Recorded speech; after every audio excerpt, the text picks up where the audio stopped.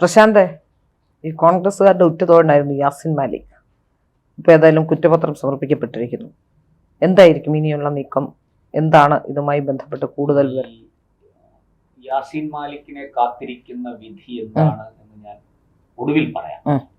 പക്ഷെ നമ്മൾ ഈ നിഷ്ഠൂരമായ മനുഷ്യത്വരഹിതമായ എന്താ പറയാ, അങ്ങേയറ്റത്തെ കൊടും ക്രൂരതയുടെ പൈശാചികതയുടെ ചരിത്രം, അതിന്റെ യഥാതഥമായ ചരിത്രമാണ് അനാവരണം ചെയ്തത്. 1990 ജനുവരി 25 നമ്മൾ മനസ്സിലാക്കണം. ജനുവരി 26 നമ്മൾ പിന്നെ റിപ്പബ്ലിക് ഡേ ആഘോഷിക്കുന്നത്, അല്ലെ? രാജ്യം മുഴുവൻ നമ്മൾ ഒരു സ്വതന്ത്ര പരമാധികാര ജനാധിപത്യ രാഷ്ട്രമായതിൽ, നമുക്കൊരു ഭരണഘടന നിലവിൽ വന്നതിൽ ഒക്കെ നമ്മൾ ഔദ്യോഗികമായി അത് പ്രഖ്യാപിക്കപ്പെട്ട ദിവസമാണ് 1950 ജനുവരി 26. ആ ജനുവരി 26 എന്ന് പറഞ്ഞാൽ ഏതൊരു ഇന്ത്യക്കാരന്റെ മനസ്സിലും ഉണ്ടാകുന്ന വികാരം എന്താണ്? അങ്ങനെയുള്ള ആ 26-ന്റെ തലേന്ന് 4 വ്യോമസേന ഉദ്യോഗസ്ഥരെ, അതിൽ ഒരു കമ്മീഷണർ ഓഫീസർ അടക്കം 4 പേരെ പട്ടാപ്പകൽ നടു റോഡിൽ വെച്ച് വെടിവെച്ച് കൊല്ലുക. ആ കൊന്ന വ്യക്തി തോക്കേന്തിയ ഗാന്ധിയൻ എന്നാണ് ആ ആളിനെ വിശേഷിപ്പിച്ചത്. അരുന്ധതി റോയിയെ പോലെയുള്ള മഹാവനിതകൾ. ഈ മഹാവനിതകൾ യാസിൻ മാലിക് എന്ന കൊടും ഭീകരനെ, ജമ്മു കാശ്മീർ ലിബറേഷൻ ഫ്രണ്ട് എന്ന് പറയുന്ന JKLF-ന്റെ നല്ല 1-ാം തരം തീവ്രവാദി, കറകളഞ്ഞ പത്തരമാറ്റ് തീവ്രവാദി, ഭീകരവാദി, ഇത് കാശ്മീരിനെ മോചിപ്പിച്ച് പാകിസ്ഥാനോട് ചേർക്കണം എന്ന് ഊണിലും ഉറക്കത്തിലും ചിന്തിക്കുകയും പ്രവർത്തിക്കുകയും ചെയ്തുകൊണ്ടിരിക്കുന്ന ഒരു കൊടും കുറ്റവാളി. ആ കൊടും കുറ്റവാളിയാണ് 4 വ്യോമസേന ഉദ്യോഗസ്ഥർ. ഈ വ്യോമസേന ഉദ്യോഗസ്ഥർ ചെയ്ത തെറ്റെന്താണ്? നമ്മുടെ രാജ്യത്തിന്റെ സുരക്ഷ ഉറപ്പുവരുത്തുന്ന, അതിനുവേണ്ടി സ്വന്തം ജീവൻ സമർപ്പിച്ച് ജോലി ചെയ്യുന്ന സുരക്ഷാ സേനയിൽപ്പെട്ട ഉദ്യോഗസ്ഥർ. അവരെയാണ്, അവർക്ക് കുടുംബമുണ്ട്, അവർക്ക് അടുത്ത ബന്ധുക്കളുണ്ട്, അല്ലെ, സുഹൃത്തുക്കളുണ്ട്. അങ്ങനെയുള്ളവരെ 4 പേരെ നടു റോഡിൽ പട്ടാപ്പകൽ വെടിവെച്ച് കൊല്ലുക, എന്നിട്ട് കൈയും വീശി നടക്കുക. ഈ ആള്, ഈ യാസിൻ മാലിക് എന്ന് പറഞ്ഞാൽ, ഞാൻ യാസിൻ മാലിക്കിന്റെ ചരിത്രത്തിലേക്ക് കൂടുതലൊന്നും പോകുന്നില്ല. ഇപ്പോൾ ഏറ്റവും യാസിൻ മാലിക് 2022 തൊട്ട് തിഹാർ ജയിലിലാണ്. പല കേസുകളുണ്ട്. പിന്നെ ഈ ഭീകരവാദത്തിന് കള്ളപ്പണം കൊണ്ടുവന്ന് തുടങ്ങി ഉൾപ്പെടെ ഒരുപാട് കേസുകളിൽ പ്രതിയാണ്. അതിൽ ഈ 4 വ്യോമസേന ഉദ്യോഗസ്ഥരെ കൊന്ന കേസ് വിചാരണയ്ക്ക് ഇനി എടുക്കാനിരിക്കുന്നതേ. അതിനു മുമ്പ് ഇപ്പോ മറ്റൊരു കേസിലാണ് വിധി വന്നിരിക്കുന്നത്. 1990 ഏപ്രിൽ 18 അന്ന് ഒരു രാത്രി ഡ്യൂട്ടി കഴിഞ്ഞ് ഹോസ്റ്റലിലേക്ക് മടങ്ങുകയായിരുന്ന ഒരു മാലാഖ എന്ന് തന്നെ പറയണം, ഒരു നഴ്സ്, അവരുടെ പേര് ഒരു കാശ്മീരി പണ്ഡിറ്റ്, സർല ഭട്ട്. ഈ സർല ഭട്ടിനെ ഇയാളുടെ ആൾക്കാർ ഈ ഹോസ്റ്റലിന്റെ തൊട്ട് മുന്നിൽ നിന്നാണ് തട്ടിക്കൊണ്ടുപോയി മൃഗീയമായി പീഡിപ്പിച്ച്, ലൈംഗിക പീഡനം ഉൾപ്പെടെ നടത്തി അതിക്രൂരമായിട്ട് പൈശാചികമായി പീഡിപ്പിച്ച് അവരുടെ തിരുനെറ്റിക്ക് തന്നെ ഈ സ്ത്രീ, ഇവരുടെ അച്ഛൻ ഉൾപ്പെടെയുള്ളവർ കേസിനൊക്കെ പോയി, പക്ഷെ ഒന്നും സംഭവിച്ചില്ല. ഇതെന്താ പറയുക, അവസാനം ആ കുടുംബത്തിന് തന്നെ, ഈ സർല ഭട്ടിന്റെ കുടുംബം മറ്റുള്ളവരെ പോലെ തന്നെ കാശ്മീർ വാലി താഴ്വര ഉപേക്ഷിച്ച് അവിടുന്ന് പലായനം ചെയ്യേണ്ടി വന്നു. നീണ്ട 36 വർഷത്തിന് ശേഷം സർല ഭട്ടിന് നീതി ലഭിച്ചിരിക്കുകയാണ് എന്ന് തന്നെ പറയാം. കാരണം ഈ കേസ് ഒരു സ്പെഷ്യൽ ടീം അന്വേഷിച്ച്, നമുക്കറിയാമല്ലോ കാശ്മീർ ഭരിക്കുന്നത് ഉമർ അബ്ദുള്ള, 370 എടുത്ത് കളഞ്ഞു. ഇന്ത്യ ഗവൺമെന്റിന് അവിടെ ഡയറക്റ്റ് ഏത് കാര്യത്തിലും ഫെഡറൽ സംവിധാനം അനുസരിച്ച് ഇടപെടാം. അപ്പോൾ സർക്കാരിന്റെ നിർദ്ദേശാനുസരണം തന്നെയാണ് സ്പെഷ്യൽ ഇൻവെസ്റ്റിഗേഷൻ ടീം അവിടെ രൂപീകരിച്ച്, അതായത് കാശ്മീർ പോലീസ് തന്നെയാണ് അന്വേഷിച്ച് കൃത്യമായിട്ട് ഇപ്പോൾ കുറ്റപത്രം കൊടുത്തിരിക്കുകയാണ്. ഈ സർല ഭട്ട് ജോലി ചെയ്തിരുന്നത് ശ്രീനഗറിലെ SKIMS എന്ന് പറയുന്ന ആശുപത്രിയിലാണ്. അവിടെ NICU, അതായത് ചെറിയ കുട്ടികളെ പിറന്നു വീണ പിഞ്ചു കുട്ടികളെ പരിപാലിക്കുന്ന ICU-ലെ നഴ്സായിരുന്നു. അത്ര എന്താ പറയണ്ടേ, ഒരു വളരെ മാന്യമായി ജോലി ചെയ്ത് ജീവിക്കുന്ന തന്റെ തൊഴിലിനോട് അങ്ങേയറ്റത്തെ ആത്മാർത്ഥത കാണിക്കുന്ന ഒരു സ്ത്രീ. അവരൊന്നും ഹോസ്പിറ്റലിൽ നിന്നും ഈ ഹോസ്റ്റലിലേക്ക് മടങ്ങുമ്പോൾ അവരുടെ കയ്യിൽ ഒരു സ്റ്റെതസ്കോപ്പ് കൂടിയുണ്ട്. അങ്ങനെ അത്ര ജോലിയോട് സത്യസന്ധതയും ആത്മാർത്ഥതയും കാണിച്ചിരുന്ന ഒരു സ്ത്രീയാണ്. അവരെയാണ് തട്ടിക്കൊണ്ടുപോയി ഈ രീതിയിൽ പീഡിപ്പിച്ച് കൊന്നത്.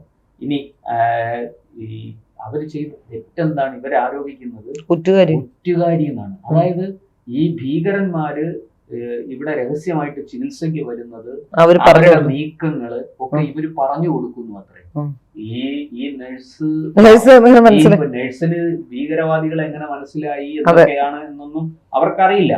പക്ഷെ യാസീൻ മാലിക്കിന്റെ ആ JKLF-ലെ കൊടും ഭീകരന്മാർക്ക് യാതൊരു കരളലിവും തോന്നിയില്ല എന്നുള്ളതാണ്. ഈ സ്ത്രീയെ ഇങ്ങനെ ഒറ്റുകാരി എന്ന് ആരോപിച്ച് മൃഗീയമായി പീഡിപ്പിച്ച് അവരെ കൊലപ്പെടുത്താൻ. ഇനി നമ്മൾ മനസ്സിലാക്കേണ്ട കാര്യം, ഈ 36 വർഷം ഇന്ത്യ ഭരിച്ച സർക്കാരുകൾ, വാജ്പേയി സർക്കാർ ഉൾപ്പെടെ ഇവർക്കാർക്കും ഈ വിഷയത്തിൽ ഒരു നടപടി എടുക്കാൻ സാധിച്ചില്ല.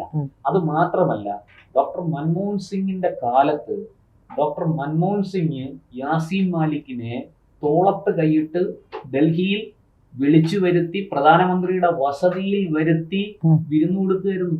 ട്രംപ് അങ്ങനെയാണോ മുനീറിനെ വിളിച്ച് പിന്നെ വൈറ്റ് ഹൗസിൽ വിളിച്ചു വരുത്തി അവിടെ ആഹാരം വിളമ്പി കൊടുത്ത് വിരുന്ന് കൊടുത്ത് ട്രംപ് എങ്ങനെയാണോ പാകിസ്ഥാനിൽ ഈ അരാജകത്വം ഈ കൊടും ഭീകരത വളർത്താൻ മുനീറിന് എല്ലാ സഹായം ചെയ്തത്, അതുപോലെ നമ്മുടെ ഈ ഡോക്ടർ മൻമോഹൻ സിംഗിന് സംഭവിച്ച ഏറ്റവും വലിയ പിഴവുകളിൽ ഒന്നാണ്. അദ്ദേഹത്തെ പോലെ ഒരാളിൽ നിന്ന് ഒരിക്കലും ഉണ്ടാകാൻ പാടില്ലാത്തൊരു കാര്യമാണ്. എന്നിട്ട് ഈ യാസീൻ മാലിക്കിനെ കോൺഗ്രസ് സർക്കാർ എന്താ ചെയ്തത്? അംബാസഡർ ആയിട്ട് ഹാഫീസ് ചെയ്ത് 2008 മുംബൈ ഭീകരാക്രമണത്തിന് സൂത്രധാരൻ, അതിന് നിർദ്ദേശം കൊടുത്ത കൊടും കുറ്റവാളി, കൊടും ഭീകരൻ, ആ ഭീകരന്റെ അടുത്ത് അംബാസഡർ ആയിട്ട് പറഞ്ഞു വിട്ടിരിക്കുക ഈ യാസീൻ മാലിക്. ഇങ്ങനെയെല്ലാമാണ് കോൺഗ്രസ് സർക്കാർ ചെയ്തത്. എന്തായാലും അത് ഈ 2026 ജൂൺ 29 നമ്മുടെ ഇന്ത്യ ഗവൺമെന്റും കാശ്മീർ ഗവൺമെന്റും അതുപോലെ തന്നെ അവിടുത്തെ പോലീസും ഒക്കെ ചേർന്ന് ഇപ്പോ തിഹാർ ജയിലിൽ തടവിൽ കഴിയുന്ന യാസീൻ മാലിക് നിരവധി കേസുകൾ, ഒന്നും രണ്ടോ ഒന്നുമല്ല, നിരവധി കേസുകളിൽ പ്രതിയാണ്. അയാൾക്കെതിരെ ഇപ്പോ ഈ കേസിൽ സർലാ ഭട്ടിന്റെ കൊലപാതക കേസിൽ കുറ്റപത്രം സമർപ്പിച്ചിരിക്കുന്നു. ഇനി എനിക്ക് പറയാനുള്ളത് മറ്റൊരു കാര്യമാണ്. ശ്രീല ഈ വാർത്ത എപ്പോഴാണ് അറിഞ്ഞത്? ഈ സംഭവം എപ്പോഴാണ് അറിയുന്നത്? ഈ ജൂൺ 29 നടന്നു. ജൂൺ 29 വാർത്ത പുറത്തു വന്നു എന്നാണ് ഞാൻ മനസ്സിലാക്കുന്നത്. 3 ദിവസമായി. ഇത് നമ്മുടെ ഏതെങ്കിലും ഒരു മാധ്യമം ചർച്ച ചെയ്തില്ല. ഇല്ല. കേരളത്തിലെ മുഖ്യധാരാ മാധ്യമങ്ങൾ എന്ന് പറയുന്നത് പിന്നെ അയോധ്യയില് കാണാതെ പോയ വെള്ളിക്കെട്ടുകൾ കണ്ടെടുക്കാൻ വേണ്ടി തലങ്ങും വിലങ്ങും മൈക്കുന്ന രഘുവംശം തുടങ്ങി അയോധ്യ രാമക്ഷേത്രം പണിയേണ്ടത് ഇവരുടെ ആവശ്യമായിരുന്നില്ല. അവിടെ RSSകാർ അവരുടെ കാശ് ഉപയോഗിച്ച് പണിത് കഴിഞ്ഞപ്പോ അവിടെ കൊള്ള നടക്കുന്നു, അടിച്ചുമാറ്റൽ നടക്കുന്നു. അവര് കണ്ടുപിടിച്ചോളും. UP പോലീസ് അത് കണ്ടോളും. അത് കുറ്റവാളി ആരായിരുന്നാലും ശിക്ഷിക്കപ്പെടണമെന്നേ നമുക്ക് അത്രേ ഉള്ളൂ. നമുക്കല്ലാതെ അതിനകത്ത് വേറെ കാര്യം. ഇനിയിപ്പോ RSSകാരാണ് കുറ്റം ചെയ്തത്, അവരെ ശിക്ഷിച്ചോട്ടെ, തീർച്ചയായിട്ടും ശിക്ഷിക്കപ്പെടും. ഒരു സംശയവും വേണ്ട. രാമനാണ് വലുത്, RSS അല്ല എന്ന് പറയാനുള്ള ധൈര്യം നമുക്കുണ്ട്. RSSനേക്കാൾ വലുത് തീർച്ചയായിട്ടും രാമൻ തന്നെയാണ്, ഒരു സംശയമില്ല. ഇരിക്കട്ടെ. അപ്പോ ഈ കേരളത്തിലെ മല്ലു മാപ്രകൾ ഒരൊറ്റ എണ്ണം ഈ യാസീൻ മാലിക്കിന്റെ സംഭവം റിപ്പോർട്ട് ചെയ്തു. ബിൻ ലാദൻ മരിച്ചപ്പോ എന്താ കേരളത്തിൽ സംഭവിച്ചു? അതുപോലെ തന്നെ ബിൻ ലാദൻ മരിച്ചു. ബിൻ ലാദനെ കൊന്നപ്പോ എന്തായാലും സംഭവിച്ചു? കൊന്നോ മരിച്ചോ? അല്ല, മരിക്കുകയല്ലോ ചെയ്തത്. അമേരിക്ക ശിക്ഷ നടപ്പാക്കി. അപ്പൊ അതിവിടെ മയ്യത്ത് നമസ്കാരമൊക്കെ അതാണ് പറഞ്ഞത്. നമ്മള് അത് നിരവധി കണ്ടതാണല്ലോ. ഇത് ശരിക്കു പറഞ്ഞാൽ എനിക്ക് തോന്നുന്നത് കേരളം നിയമസഭയിൽ അങ്ങനെ ഒരു ഇത് നടന്നിട്ടില്ല. വേണമെങ്കിൽ ഇവർ അവിടെയും നടത്തും. നമ്മുടെ മദനിക്ക് വേണ്ടി നടന്നില്ലേ? അല്ല, മദനിക്ക് വേണ്ടി പ്രമേയം പാസ്സാക്കി 140 പേര് ഒരുമിച്ച് ജീവിച്ചിരിപ്പുണ്ട്. അതെ. അല്ല, അതൊരു ഇവിടത്തെ മാപ്രകൾ ഉൾപ്പെടെ രാഷ്ട്രീയ മദനി മരിക്കുമ്പോ അപലപിക്കുന്നവരുടെ എണ്ണം കൂടുതൽ. മദനി ഇപ്പം മരിക്കും, മദനി ഇപ്പം മരിക്കും എന്ന് പറഞ്ഞ ആൾക്കാർ പലരും മരിച്ചു. മദനി ഇപ്പോഴും ജീവനോട്. ഇരിക്കട്ടെ. ഞാൻ പറഞ്ഞ അങ്ങനെ വേണമെങ്കിൽ ഇത്തരം സംഭവങ്ങൾ ഇപ്പൊ യാസീൻ മാലിക്കിന്റെ കാര്യത്തിൽ അപലപിച്ചുകൊണ്ട് വേണേ പ്രമേയം പാസ്സാക്കും. തീർച്ചയായും യാസീൻ മാലിക് തോക്കേന്തിയ ഗാന്ധി അല്ലല്ല, രാജ്യത്തിനെതിരെയല്ലേ FCRI ബില്ലിൽ ഇന്നലെ FCRI ബില്ലിൽ ആകെ 3 പേര് എതിരെ നിൽക്കുന്നുണ്ട്. അല്ലെങ്കിൽ ഏകപക്ഷീയമായി FCRI ബില്ലിൽ ഓടി പാസ്സായി, പ്രമേയം പാസ്സായ ഒരു കാര്യമല്ല, കയറി വലിച്ചു ദൂരെ ഇട്ടു. ആഭ്യന്തരമന്ത്രിയുടെ ഓഫീസ് അതിനെ 4ആയിട്ട് വലിച്ചു വേസ്റ്റ് ബോക്സിൽ ഇടും, അത്രേ ഉള്ളൂ. അതാണ് നല്ലൊരു നടപടിക്രമം എന്ന രീതിയിൽ ചെയ്യാം. ഇതൊക്കെ ഈ കേരളത്തിന്റെ ഈ പരിദേവനങ്ങൾ ആരെങ്കിലും കേൾക്കുന്നുണ്ടോ? എന്തെങ്കിലും കാര്യമായ കാര്യം പറഞ്ഞു, അല്ലാതെ ഈ ഇത്തരം എന്താ പറയാ ചവിട്ട് നാടകങ്ങളൊന്നും അവിടെ കേൾക്കാൻ പോകുന്നില്ല. കേന്ദ്രം ഇപ്പൊ ഭരിക്കുന്നത് വേറെ ആൾക്കാരാണ്, അത് നമുക്ക് മനസ്സിലായല്ലോ. ഇവിടുന്ന് കേന്ദ്രത്തിന്റെ ഫണ്ട് വരുന്നില്ല. എന്താ വരുന്നില്ല? അപ്പൊ CNAG ഇത് പരിശോധിച്ചപ്പോഴാണ് ഇത് നമ്മുടെ CAG റിപ്പോർട്ട് പുറത്തു വന്നപ്പോഴാണ് ഇതിന്റെ രഹസ്യം പുറത്തു വരുന്നത്. കാരണം വാങ്ങിച്ച ഫണ്ടിന്റെ കണക്കങ്ങോട്ട് കൊടുത്തിട്ടില്ല. യൂട്ടിലിറ്റി സർട്ടിഫിക്കറ്റ് എന്ന് പറയുന്നത് കൊടുത്തിട്ടില്ല. പണ്ടൊക്കെ യൂട്ടിലിറ്റി സർട്ടിഫിക്കറ്റ് കൊടുക്കാതെ കോൺഗ്രസ്സുകാരെ വരട്ടും. എന്നാൽ ഇവിടെയും കോൺഗ്രസ്സുകാരുണ്ട്. എന്റെ മറ്റേ അഴിമതി ഞങ്ങളെടുത്ത് പുറത്തിടും, അതുകൊണ്ട് മര്യാദയ്ക്ക് അടുത്ത ഫണ്ടിന്റെ അടുത്ത ഗഡു ഇങ്ങോട്ട് തന്നു. കോൺഗ്രസ്സുകാർ പേടിച്ചു. ഇപ്പൊ അങ്ങനെ ഒരു പണി നടക്കൂല. ഇത് ഇവിടെയുള്ള BJPക്കാർ എന്തേലും അഴിമതി നടത്തി എന്നും പറഞ്ഞ് അങ്ങോട്ട് വരട്ടാൻ ചെന്ന അവിടുന്ന് ആ പീരങ്കി എടുത്ത് വെടിവെക്കും. അതാണ് നടക്കുന്നത്. അതുകൊണ്ട് അതൊന്നും ഈ നടക്കൂല. കണക്ക് കൊടുത്താലേ കിട്ടുള്ളൂ. അപ്പൊ ഇരിക്കട്ടെ, ഞാൻ പറഞ്ഞു വരുന്നത് കേരളത്തിലെ ഈ മാപ്രകൾ ഒരൊറ്റ എണ്ണം ഈ സംഭവം റിപ്പോർട്ട് ചെയ്തിട്ടില്ല. യാസീൻ മാലിക് വലിയ ദൈവമാണ്. യാസീൻ മാലിക്കിന്റെ നമുക്കറിയാം, പാർലമെന്റ് ആക്രമണ കേസിൽ പ്രതികൾക്കൊക്കെ എന്ത് പരിഗണനയാണ് കേരളത്തിലെ മാധ്യമങ്ങൾ നൽകിയതെന്ന് നമ്മൾ കണ്ടു. അത് യാസീൻ മാലിക്കിന്റെ കാര്യത്തിൽ തുടരുകയാണ്. ഇത് കേരളത്തിലെ മാധ്യമങ്ങളെ എന്തുകൊണ്ട് കേരളത്തിലെ ജനങ്ങൾ, ഞാൻ പറയുന്നത് ജനങ്ങൾ വെറുക്കുന്നു. നമ്മളൊന്ന് ആലോചിച്ചു നോക്കൂ.